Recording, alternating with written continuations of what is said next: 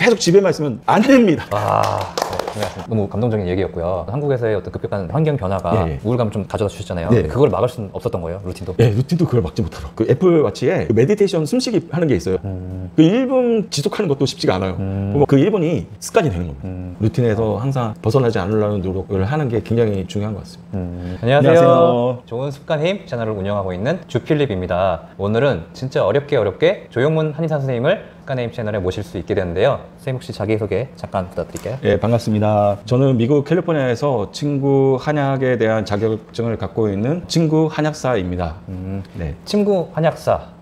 혹시 조금 더 설명해 주실 수 있을까요? 예, 캘리포니아에는 아쿠펑처에 대한 라이센스가 있는데 침하고 한약을 같이 다룰 수 있는 자격증입니다. 네. 그러면은 주로 어떤 부분 담당하고 계신지 전문 분야? 미국에서는 통증 주로 많이 치료를 했습니다. 신기하게 한국의 한방정신과가 굉장히 많더라고요. 그리고 환자도 많고 그래서 이게 뭘까라고 하면서 이제 관심을 갖게 되었습니다. 관심을 갖고. 그럼 한의사 선생님 경력으로서는 몇 년 정도? 제가 2012년에 라이센스를 땄습니다. 병원에서 일한 거는 거의 한 20년이 넘었죠. 우리나라 K컬처가 사실 굉장히 미국에 많이 전파가 돼 있잖아요. 그 분위기에 타서 그런 K-메디슨? 그 분위기가 어떤지도 궁금하거든요. 굉장히 좋습니다. 처음에는 제가 미국에 갔을 때는 아쿠펑처가 뭐냐 모르는 사람도 상당히 많았는데 그 오바마 대통령이 오바마 케어를 이렇게 전 국민을 대상으로 해서 보험을 하면서 거기에 이제 아쿠펑처가 포함이 되면서 보통 사람들도 다 치매 그 혜택을 받을 수 있는 그런 시스템이 되다 보니까 치매 그런 유명도가 훨씬 옛날보다 많이 좋아지고 있는 그런 상황입니다. 그렇군요. 그 대체의학이 좀 유명하다라고 말씀하셨는데 좀 인기 있는 대체의학 분야가 있을까요? 이제 아로마 테라피라든지 아니면은 뭐 반사요법, 발 같은데 이제 내장에 모든 것들이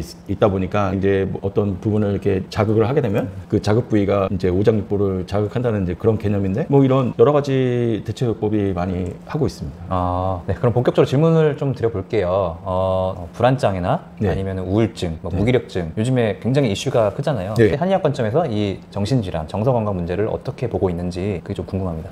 이제 한의학에서 제일 기본 중에 기본인 음양의 개념인데 음은 우리의 정신이라고 할 수 있죠. 그리고 양은 육체로 볼 수가 있는데 저는 이제 육체가 건강하면 정신도 건강할 거라고 그렇게 생각을 했었어요. 그래서 이제 환자분들한테 운동도 하고 좀 움직이시고 육체를 건강하게 하면 우울증 같은 게 나아집니다. 이렇게 했었는데 이제 한국에 가지고 우울증의 그 증상을 이제 극복하면서 이제 공부하고 하면서 느낀 게 뭐냐면 이게 육체 따로, 이 정신 따로가 아니라 이게 같이 역할을 잘 해야 되는 거예요. 그래서 이제 육체도 건강하게 운동을 하고 관리를 잘 하고 정신 부분에서도 본인이 명상을 하든지 묵상을 하든지 어떤 정신에 관련해서 자기가 관리를 하고 건강해질 수 있도록 이렇게 노력을 해야지만이 그 음양의 밸런스가 맞아서 정신적으로 육적으로 건강할 수 있는 거죠. 그렇군요. 이 양학에서는 DSM-5라는 기준을 가지고 점수를 좀 매겨서 하잖아요. 그러면 한의학 관점에서는 어떻게 좀 진단을 하고 치료를 하는지? 한의학은 사실 이제 제일 중요한 게 음양의 개념에서 얘기를 하고 있습니다. 정신질환도 어떤 사람은 이제 발광한다고 그러잖아요. 에너지가 막 넘쳐가지고 컨트롤 못할 정도의 그런 거는 양적인 질환이라고 하고 이제 우울하고 집안에 계속 가만히 있고 그런 거를 음이라고 얘기를 하고 있거든요. 이제 오장육부를 관련을 해가지고 그 질환이 어떤 거에서 원인이 됐는지를 파악하는 게 제일 중요해서 그 부분에서 이제 진단이 내려진다고 보면 되죠. 정서적으로 좀 아픈 분들이 내원을 하면 오장육부부터 시작을 해서 그게 어떤 서큘레이션이 잘 안 되는지를 파악을 해서 진단을 하시고 뭐 침을 놓으신다든지 한약을 드신다는 걸로 이해를 하면 될까요? 그렇습니다. 오랜만에 이제 한국에 돌아오셔서 뭐 우울증까지는 아니지만 살짝 우울감이 있었다고 말씀하셨는데 그 얘기 조금 얘기하실 수 있을까요? 저희 아버님이 코로나에 걸리셨는데 이제 그 온도계로도 잴 수 없는 어떤 그런 고열과 연세가 이제 80 넘으시고 하시니까 그런 상태에서 입원도 할 수 없고 그래서 이제 여기 치료하러 이제 왔고 제가 이제 나들인 침으로 이제 회복을 하셨고 지금도 좀 살아 계시거든요. 제가 한의사로서 어떻게 치료 행위를 하고 그 일을 통해서 제가 기쁨을 얻었고 또 제 삶의 의미를 느끼고 있었던 사람이었는데 한국에서 제 자격증이 통용이 되지 않다 보니까 굉장히 이게 우울감의 현타가 엄청 많이 오더라고요. 그러셨구나. 좀 굉장히 심하게 오셨다고 했는데 나 좀 심한데라고 느꼈던 포인트가 어떤 게 있을까요? 그러니까 자살까지 생각이 들었. 극단적인 생각. 내가 이렇게 살아야 뭐나 막 생각이 드니까 그냥 우울증에 사실 근데 자살이 포함이 돼 있거든요. 그 그레이드가 있잖아요. 그레이드가 이제 심해지면 이제 자살까지도 생각하고 그것까지 단계까지 가다 보니까 그런 생각이 든 거죠. 저는 제가 의사고 어떤 이 치료법이 있다는 확신이 있었고 지금 극복 단계에 있는 상황이지만 보통 사람들이 이거를 혼자서 극복하기는 쉽지가 않을 것 같다. 그러니까요. 진짜 그 우울증은 혼자서 극복하기는 어려운 거고. 굉장히 어렵습니다. 제가 모를 적에 의사로서 운동하세요. 육체가 건강해지면 정신도 건강해집니다 하고 그냥 이론적으로 얘기를 할 수 있었지만 제가 경험을 해보니까 이게 혼자서 극복한다는 거는 진짜 어려운 일이구나 하는 걸 제가 깨달은 거죠. 좋은 경험 나눠주셔서 감사하고 다음 질문 드리겠습니다. 미국에서 멘탈 헬스케어를 잘 유지하기 위한 어떤 인기 있는 방법들이 있는지 궁금합니다. 지금 저희가 하는 치료법이 정렬요법, 광양자 치료라고 해가지고 핀센 선생님이 노벨 의학상을 받은 광양자 요법이거든요. 이제 그 치료법을 간단하게 이제 설명을 드리자면 저희가 그 120씩 정도를 그 피를 뽑아서 광양자 치료 의료기구에 투입을 합니다. 처음에 의료용 산소를 주입을 하고 이제 광양자를 투입을 해서 노폐물 같은 거를 없애주고 이제 다시 주입을 하는 그런 시스템이거든요. 근데 이제 이 치료법이 트럼프 대통령도 치료를 받고 자기 몸을 관리하고 있다고 이렇게 얘기할 정도로 오래전부터 이제 미국에서는 하고 있었던 치료법이거든요. 그 치료법을 하고 나서 그 파킨슨 환자의 그 전형적 보행을 이제 극복을 하고 또 언행, 말하는 것도 굉장히 좋아지고 이렇게 하는 걸 봤고 또 어떤 분이 이제 치매 환자였었는데 그 치료를 받고 나서 치매는 나아져가지고 혼자서 이렇게 오는 경우가 있거든요. 그 치료법을 보면서 이게 지금 파킨슨이나 아니면 치매가 나올 수 있다면 이게 정신 건강에도 아마 나아질 수 있겠다. 왜냐면 저희가 갱년기 치료 프로그램이 있는데 그 갱년기라는 게 이제 불안증, 우울증 뭐 이렇게 갑자기 막 감정 기복이 있잖아요. 정렬 치료를 받고 갱년기가 극복되는 것을 보고 나서 이 치료법은 이제 정신 건강까지도 치료할 수 있는 좋은 치료법이라는 그런 생각이 들었습니다. 쉽게 말해서 지금 우리 몸에 있는 혈액을 좀 채취를 해서 그렇죠. 이걸 정화시킨 다음에 다시 넣으면은 몸이 건강해진다, 치료가 된다.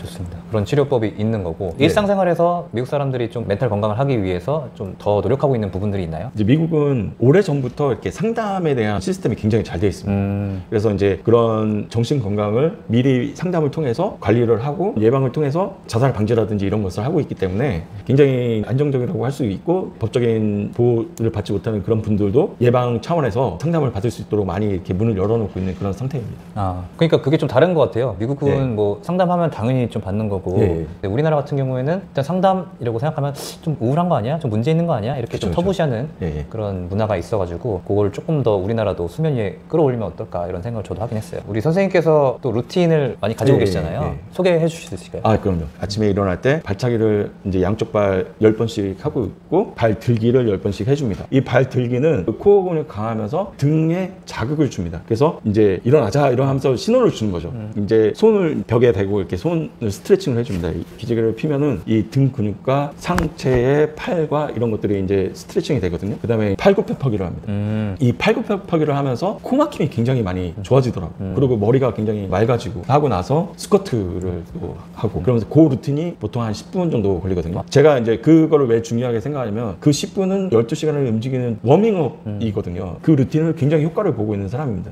그러고 나서 이제 샤워를 합니다. 샤워를 할 때 이제 겨드랑이랑 사타구니를 비누로 마사지를 해줍니다. 그 부분은 이제 입하계가 있는 부분이라서 살살 마사지를 해주면은 그 다음에 세수를 할 때 이 눈을 마사지를 해주면서 제가 축두랑 앞근육과 이 뒤에 후두근을 마사지를 해줍니다. 혹시 지금 보시면은 제가 지금 51살인데 주름이 거의 없지 않습니까? 네네네. 축두근, 이제 안면근하고 후두근을 이렇게 마사지를 하게 되면 같은 거를 이렇게 펴주는 역할을 해요. 그래서 이 부분을 이제 마사지를 해주면서 이제 제가 눈과 코와 여기를 같이 이제 마사지를 해줍니다. 얼마 안 걸려요. 한 3분이면 합니다. 하면서 제가 흉쇄 유두근을 마사지를 해줘요. 그래서 여기를 같이 풀어주게 되면은 이 얼굴에 주름이라든지 이런 것들을 많이 풀어주는 역할을 합니다. 그러고 나서 제가 이제 물 한 잔, 음량탕을 먹습니다. 아침에 뜨거운 물과 찬물을 섞어가지고 음량탕을 먹고 이제 출근을 하는 거죠. 이제 제가 이제 기독교인이기 때문에 이제 기도하고 이제 묵상하고 메디테이션이라고 할 수가 있는 거죠. 메디테이션이 굉장히 중요한 게 뭐냐면 자기의 몸을 자기가 묵상을 하면서 찾아볼 수가 있거든요. 심호흡을 하면서 자기의 몸에 흐름이 막혀 있는 부분을 찾을 수가 있어요. 명상 시간이 자기의 마음도 만져줄 수 있는 그런 시간이거든요. 그러면은 이 습관은 어느 정도? 거의 8년이 됐습니다. 이게 루틴으로 잡히기가 8년이 됐고 이제 그 전부터는 이제 좀 하고 이제 안 하고 뭐 이런 이제 온앤오프가 좀 있었죠. 여기서 좀 되게 궁금했던 게 네. 데일리 루틴을 굉장히 잘 지키시는 선생님인데 네. 한국에서의 어떤 급격한 환경 변화가 네. 우울감을 좀 가져다 주셨잖아요. 네. 근데 그거를 막을 수는 없었던 거예요, 루틴도? 예, 루틴도 그걸 막지 못하더라고. 아, 그게 좀 신기하네요. 제가 쓰고 있는 앱이 있는데 네. 딥워크라는 웹입니다. 이게 네네. 딥워크. 여기 보시면 이게 월별로 나와요. 이게 보면은 이 우울증을 앓는 날은 거의 이게 되지가 않더라고요. 이게 데일리 루틴이 있고 제가 그렇게 운동을 하는데도 이게 우울증이 왔을 때는 그 루틴마저도 할 수가 없는 상태가 되는구나 하는 걸 알죠. 와, 진짜 이건 예. 굉장히 심각한 문제. 예. 그러면 선생님께서는 습관을 되게 많이 갖고 계신데 네. 사실 우리가 습관을 만드는 게 굉장히 어렵잖아요. 예. 어떻게 하면 이 좋은 습관을 꾸준히 유지할 수 있는지. 저는 방법을 알고 있습니다. 어떻게 하면? 1분이라도 그 1분을 지키기 위해서 매일 하는 겁니다. 저 같은 경우는 폴리글롯이거든요. 저는 이제 그 한국어, 영어, 일본어, 중국어, 스페인어, 프랑스어, 베트남어를 주로 하고 있고 그 외에 뭐 아랍어라든지 뭐 덴마크어라든지 이 공부하는 것조차도 그런 루틴의 하나였거든요. 최소한 1분이라도 뭐 단어 하나라도 보고 그 루틴에 했으면은 체크를 하는 습관을 가지면 그것이 계속 습관으로 이어질 수가 있는데 1분, 뭐 1시간 이렇게 하게 되면은 절대 지속할 수가 없습니다. 그 애플워치에 그 메디테이션 숨쉬기 하는 게 있어요. 그거 보면은 1분밖에 안 합니다. 그 1분 지속하는 것도 쉽지가 않아요. 보면 어떨 때 보면은 뭐 바쁘다 보면은 빼먹고 막 그러거든요. 그 1분이 습관이 되는 겁니다. 저는 그렇게 생각합니다. 네, 너무 중요한 꿀팁인 것 같아요. 매일 아침 일어나서 정해진 루틴대로 운동하고 묵상하면서 명상하고 음과 양의 밸런스를 맞추는 습관이 가장 선생님께 중요한 습관이다. 여기 말씀을 해주셨고요. 우리가 이제 멘탈이 많이 약해졌을 때 할 수 있는 습관이 뭐가 있을까요? 움직여야 되는 것 같습니다. 이게 스스로 의식을 하든 무의식을 하든 루틴에서 항상 벗어나지 않으려는 노력을 하는 게 굉장히 중요한 것 같습니다. 아까도 그 보셨다시피 어느 정도의 빨먹는 시간이 있지만 그 루틴이 있었기 때문에 이거 다시 해야지 하는 요소가 있었던 거죠. 루틴이 없었으면 아마 저는 지금 이 자리에 없었을 수도 있다고 생각이 들거든요. 중요한 것 같아요. 무의식적이든 의식적이든 내가 생각하고 있는 것들이 이 관성이 있다 보니까 이걸 빼먹었을 때는 언젠가는 다시 돌아올 확률이 높고 그쵸. 내가 다시 일어설 수 있는 어떤 기반이 되는 게 바로 습관이다. 그래서 제가 또 보여드리고 싶은 앱이 있는데 이 듀오링고라는 앱입니다. 저도 이거 써요. 제가 2111을 지금 데이 스트레이크를 하고 있습니다. 2110. 엄청난데요? 그래서 이거 지키기 위해서도 지금 2110을 했으니까 이거 깨먹으면 안 되겠다는 그런 것도 있습니다. 이게 약간 우울감 있었던 시기에 안 빼먹은 거예요? 안 빼먹은 거죠. 이거는 뭐 1분이라도 계속 한 거죠 그냥. 오늘의 주제는 멘탈 헬스케어를 위한 습관 만들기 내지는 이제 우울감이나 무기력증 이런 걸 극복하기 위해서 어떻게 해야 되나 이런 걸 또 알아봤는데 우울증을 겪고 계시거나 지금 힘든 상황을 보고 계신 분들한테 한마디 해주고 싶다면 어떤? 저는 그 기분을 너무 잘 압니다.